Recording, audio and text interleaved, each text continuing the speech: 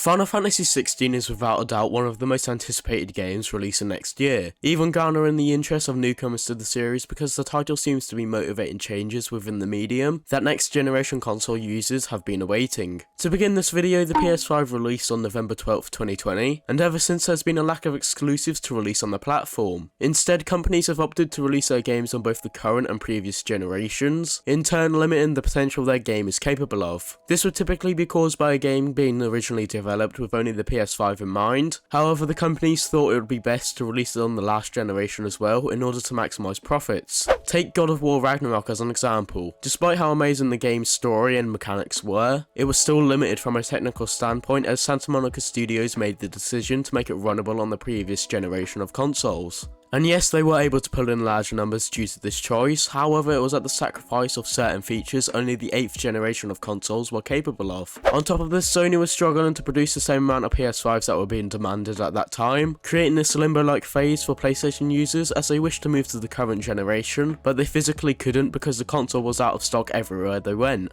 This caused several companies to be dissuaded from releasing their product exclusively on the platform as it would lead to a loss in profit or worse. However, Square Enix was the first of many who made the decision to create Final Fantasy XVI with only the PS5's capabilities in mind. Although when the title was revealed during the first PS5 showcase, it still had the PS4's power in mind, but as time went on and as development began to advance, Square Enix decided to progress using only the PS5's potential, severing the limitations the PS4's hardware had set. This means that Final Fantasy XVI will be capable of seamless transitions between cutscenes and gameplay, improving the overall flow and fluidity, causing the player's immersion to remain unbroken throughout the entire experience. It also means that certain scenarios that wouldn't have been previously possible to create due to the PlayStation 4's power can now be fully brought to life. Take the new icon battle system that can be seen in the trailers. Although it would have been possible to create using last generation tech, it couldn't have been made to the same scale that we have seen. They would have had to cut certain corners, for example reducing the quality of certain ground textures, or reducing the quality of certain effects to ensure that it can run smoothly on the PS4. It has also been stated that each instance is going to be unique with different mechanics for each fight, which further shows why Square Enix had to drop the previous generation. However, Final Fantasy XVI isn't Square Enix's first attempt at making an immersive and large-scale experience. Their actual first attempt was Final Fantasy VII Remake, which was an impressive step up from Final Fantasy XV when looking at it from a technical standpoint.